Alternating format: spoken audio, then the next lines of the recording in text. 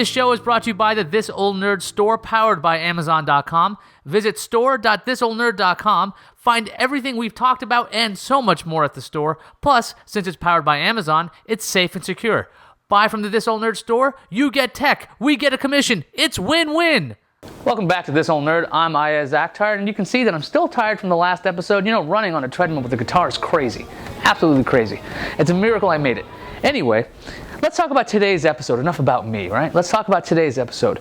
We are talking about cutting cable television. So if you're a sports fan and you love ESPN6, you're not going to like this. If your partner is a sports fan and loves ESPN2, they're not going to like this. Okay, because you can't get that the way we're going to get television now. We're still going to be able to watch TV shows though. We're going to be going ahead and using Hulu, plus our home theater PC, plus something called an antenna. There's this big piece of metal, and it receives HD video through the sky. It's crazy. Now we're going to go to antennaweb.org because that site's going to tell us, based on our location, what kind of antenna we need. Now if you're in a city and you're near the broadcast towers, you can probably get away with these little small antennas. In our case, we're in the middle of nowhere, and that requires us to have a giant 14-foot antenna. Maybe it's not 14 feet, it's a giant antenna. And what that's going to do is get the signals out of the air. But because it's a weak signal, we're going to need an amplifier to get that signal strength up so we can actually watch TV. So we got to find my actual amplifier, and surprisingly, in my new reorganized storage area, it's not over here, it's actually over there. So let's go to the household bin, because it's a household thing. It's, you know, I mean, for antennas and things, this is where it's going to be. So now, if you're organized like I'm not, this is going to take a while. So amuse yourselves for a second. At least I thought it was in here. It's not in here. Let's go to our AV center. Maybe it's in there. I know I have it, so I have to check another box. This is thrilling. Where the heck is it? You know, I was right. It's actually in this box. I'm looking at it right now. This is our Radio Shack VHF, UHF, FM amplifier. And this is going to help us get our signal stronger. Here's what we need for this project. A computer. We're going to need a way to attach the coax to your computer. In our case, we have a TV tuner from K-World. We're going to need a kit, satellite and digital cable toolkit. This has everything we need to put the fittings on our coax. We're going to need coax cable, and you're going to need an amplifier. Okay, so we make our own cable in this project for a really good reason. The longer a coax cable is, the weaker the signal. It actually loses strength as the cable gets longer. So if you can have a short cable, as short as it can be, make that. The fun thing about our kit, it actually has instructions on how to make cable. Step 1, strip cable. And then you have these fibers, you got to pull them back like that, and then you put your fitting on top of there. I'm going to try to make the cable and do what they say, but I've always had difficulty with this. We got our cable, we got our stripper. Not that kind of stripper. Okay, this should remove the sheath. Okay. Oh, look at that, it actually is working so far. Now, here are our fibers, we're going to bend them back like they said. And now we've got to take this point off because we need a connector itself. Okay, we're going to remove that piece, and there you can see this is the fun part that actually goes into our tuner. All right, so we have our cable, we got our compression fitting. We're going to put our compression fitting over the cable, like so, thusly, there we go. So we have our compression fitting on top of this cable, but we need to affix it permanently. So we're going to use this tool that came with our kit.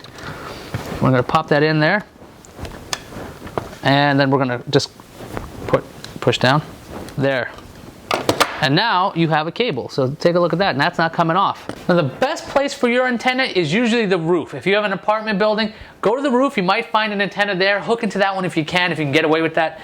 I'm going to put ours in the attic because I don't want to go to the roof. But the reason you want it on a roof in general is basically no interference. Tall buildings and other things get in the way and damage your signal, and you don't want that. But in our case, the antenna is going to be just fine. Let's go to the attic.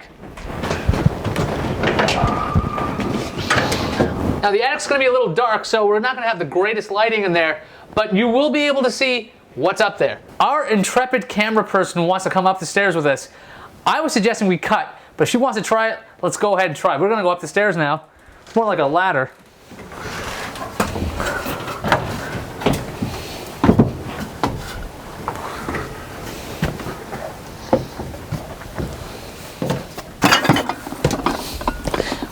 funny about this is that she doesn't even like going up here alone, let alone following me with a camera.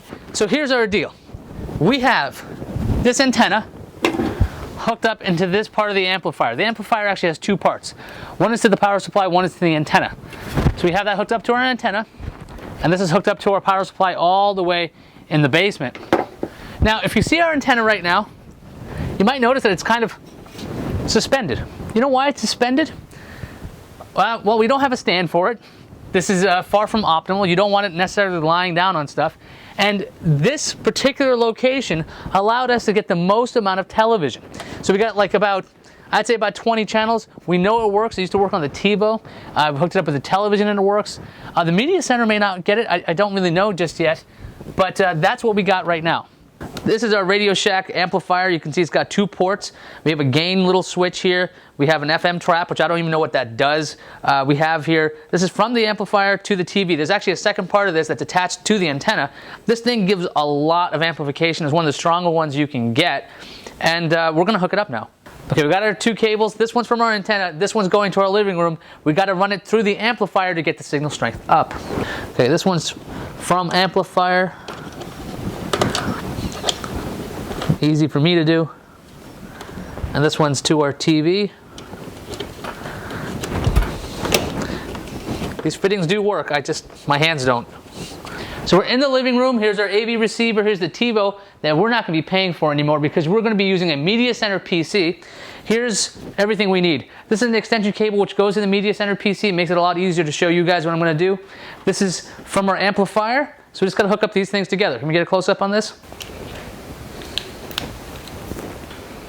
And it's pretty easy. It's just, USB to an antenna. And now that's all connected. Now we're going to fire up the media center and see what it looks like. So we're going to set up our TV signal. Now, I'm doing this live. I'm actually cutting my cable. I'm going to see what happens now. So if this fails, it could fail.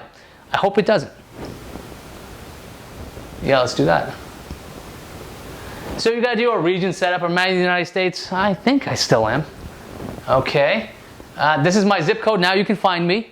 So I don't know what to do with that. Let's see. We got to agree to the terms. Yeah, I'm reading all of this stuff super fast. Look at me read. Right now, not even looking at it.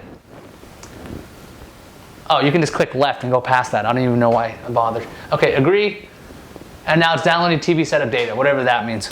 So obviously you have to have an internet connection there. I mean, you know how to do that. We're waiting on this, and let's see how long this takes. Okay, so now we have an issue. We didn't have the driver installed properly, so we're gonna have to go and diagnose that now. Okay, so here's what happened. The K-World device isn't exactly working right. Why? I have no idea. So I got new drivers, I updated the drivers, and then look, it says BDA 2870 TV tuner. But you see the problem up there? No TV signal. So I'm like, okay, that can't be because I know I get a signal. I attached the antenna cable to the television. The television picked up 21 digital television stations, which means it's the tuner thing that's not working. Now, I don't want to swear on the air, but I have to go and run out and get another tuner. Hopefully it'll work. So I'm a little bit peeved at K-World for this not working on Windows 7 or whatever's wrong with that device. And what we're going to do right now is talk about how to integrate Hulu into your media center. So now we got to get Hulu into Media Center because Media Center does already have hookups for Netflix, but we want Hulu to be accessible from our remote. So how are we going to do that? First, you got to download Hulu Desktop. That's free. And that's what you're going to call upon using Windows Media Center. How do we integrate the two? We do a Google search. I mean, what else would you do? And we found this site from Sarah in Tampa, and we're going to download the plugin. Failed. That's good. As my friend Eric would say, this episode is full of fail. Okay, just full of fail. So now we found another site that talks about Hulu Desktop integration. It's off of Lifehacker, so if it doesn't work, I'm really gonna get depressed. Hulu Desktop, we can access it right from here. Now it looks like it runs a script. Okay. I don't know if it does it every time. This is the first time we've run it.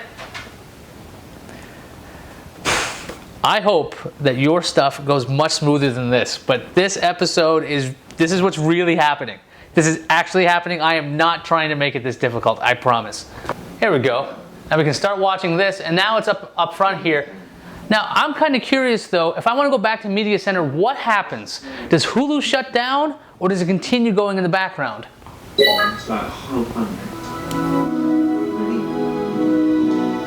Okay, so this is clunky.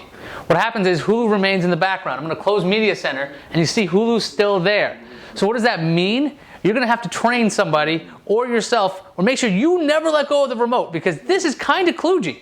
You're going to have to hit X out of this on our remote. I don't know if your Media Center remote has one of these, but I'm trying to get out of it.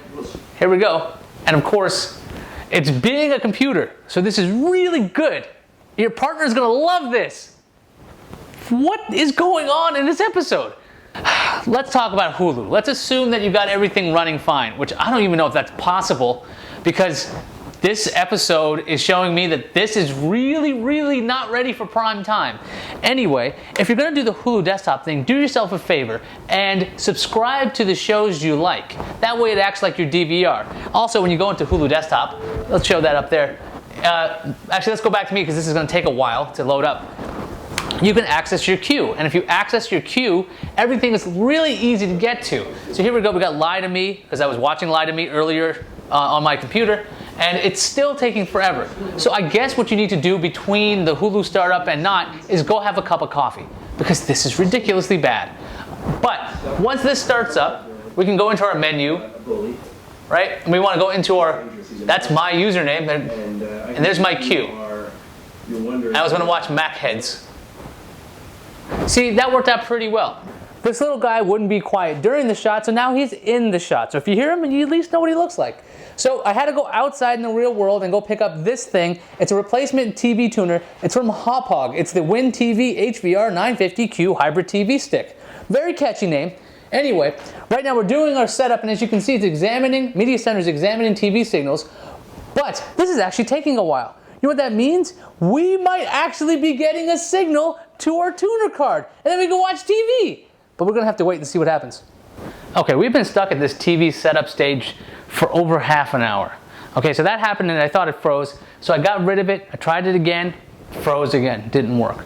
Tried a couple other things. Went to the Hauppauge site and found out that they had special drivers for when you want to use their tuner stick in Windows Media Center. If you use it with their crapware that comes along with it, it's not crapware, it's included software. If you use their included software, the drivers are already on there.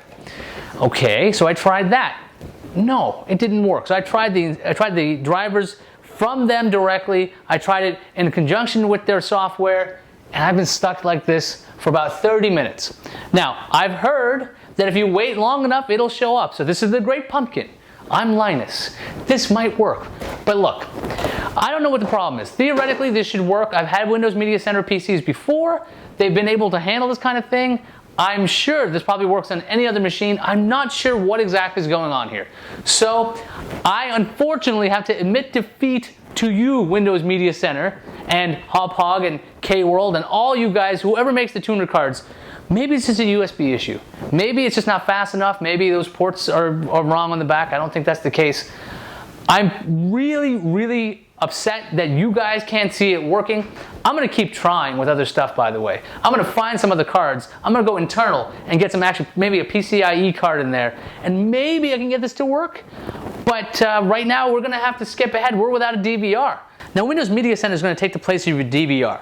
Assuming your tuner card actually worked and your signals actually came through, you're going to get free guide data all the time. So not like TiVo or a DVR you got from your cable company, you don't have any fees attached to it. So instead of getting a TiVo for $500 and then like $400 spent for the lifetime service, you don't have to do that.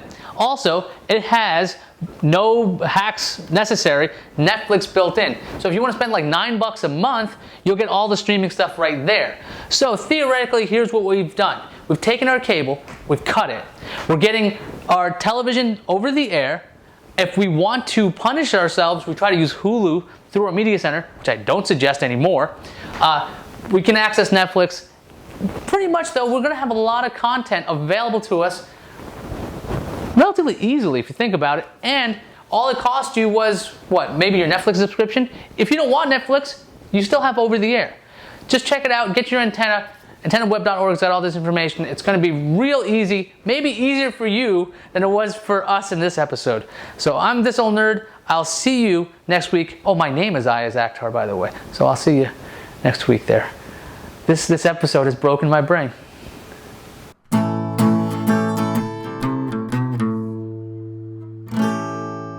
Wow, this is so much worse. You're an idiot.